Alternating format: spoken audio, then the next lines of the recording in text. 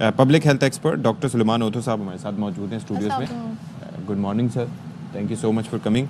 یہ جو ٹرم ہم یوز کر رہے ہیں, میں تو ذرا بات یہ کر رہا ہوں کہ اگر ہمارے سرکاری ہسپتالوں میں جا کے دیکھا جائے کہ جتنا ورک لوڈ ہے, ایک تو ورک لوڈ بھی ہے اپنی جگہ پہ, اور دوسری چیز اس کے اندر یہ بھی آ جاتی ہے کہ جس طریقے سے دیکھ بھال کی جاتی ہے رش کی وجہ سے, کراؤڈنیس کی وجہ سے, ایون یہ کہ جو بڑے بڑے ہاسپٹلز ہیں وہاں پر بھی کووڈ کے دنوں میں نے یہ دیکھا کہ جو ڈاکٹرز کا رویہ ہوتا تھا, یعنی کہ کسی کا پیشنٹ آپ کے پاس ہے تو آپ اس کو, ان کے اہل خانوں کو 5 منٹ دینے کو تیار نہیں ہیں, حالانکہ جو اماؤنٹ وہ آپ کو پے کر رہے ہیں اپنے پیشنٹ کی سیفٹی کے لیے. تو یہ پاکستان میں کتنا بڑا مسئلہ ہے؟ یہ بہت پرٹیننٹ بات کی ہے آپ نے. یہ دنیا بھر میں بھی ہے مسئلہ, اور پاکستان میں تو کافی زیادہ ہے. جیسے آپ نے اپنے انٹرو میں کہا کہ مریض کو یہ پتہ ہی نہیں ہوتا کہ اس کو کیا انفارمیشن ملنی چاہیے.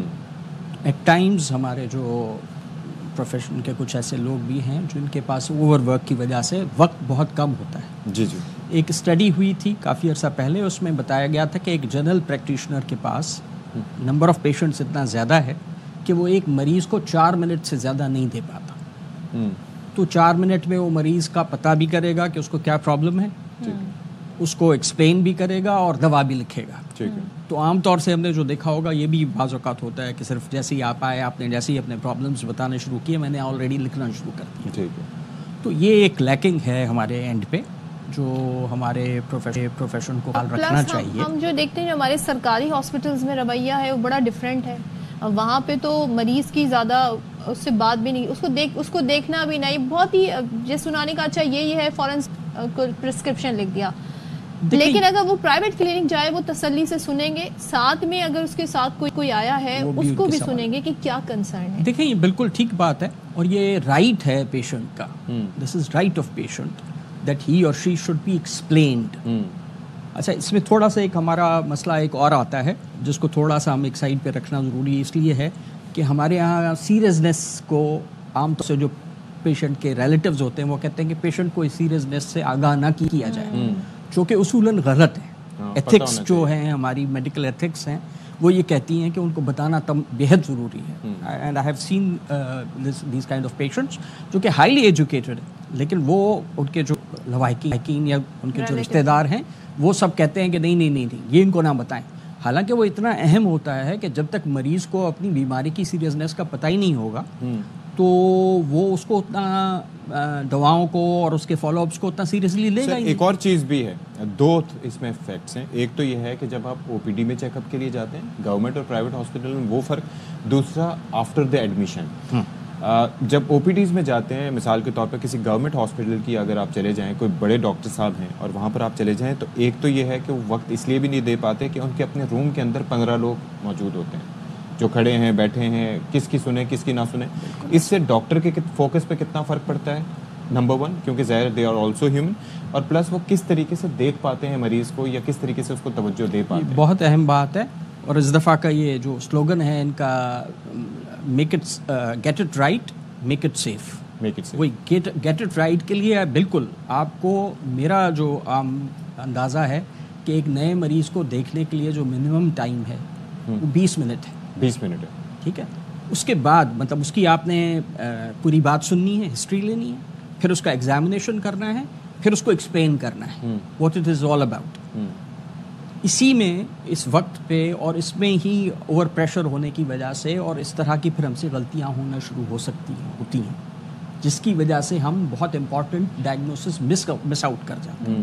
تو اس دفعہ کا تھیم یہی ہے کہ آپ اس کو اتنا ٹائم دیں اور اپنے سسٹمز کو اتنا اسٹرینتھن کریں کہ آپ اس کا ڈائگنوسس مس آؤٹ نہ کریں. ڈائگنوسس مس آؤٹ کرنے کی وجہ سے یہ جو آپ نے نمبرز بتائے کہ اتنی ڈیتھس تشخیص ہی صحیح نہیں ہوگی, اور اس کے اندر یہ بھی بات ہے کہ سینئرز نہیں دیکھ پاتے. مانیٹری گین ایز ویل, کیونکہ جب ہم سرکاری اسپتال کی بات کریں وہاں کوئی اسپیشلائزڈ ڈاکٹر ہے, اس تک ایکسیس کے لیے پہلے آپ جونیئر ڈاکٹر سے آپ کو جو ہے وہ ملنا پڑتا ہے اس مرحلے سے, اور وہ بھی ٹائم لیتے ہیں, کبھی کبھی 1 منتھ لیتے ہیں. یہ کیا اس میں یہ اسپیکٹ بھی ہوتا ہے؟ نہیں, دیکھیں میڈیکل جو سرکاری ہسپتال ہیں اس میں تو ٹائم کا اتنا بڑا مسئلہ نہیں ان دا سینس, لیکن یہ طریقہ دونوں جگہ ہوتا ہے کہ عام طور سے جو ایکچولی آپ جب جا رہے ہیں سپر اسپیشلٹی کی طرف یا سینئر پرسن کی طرف, تو ڈیفینیٹلی آپ کو بیچ میں کچھ ایسے لوگ ملتے ہیں جو مطلب جونیئرز ہوتے ہیں جن کو وہ اسیس کر کے ان کی, ہاں یہ دونوں ایسپیکٹس ہیں.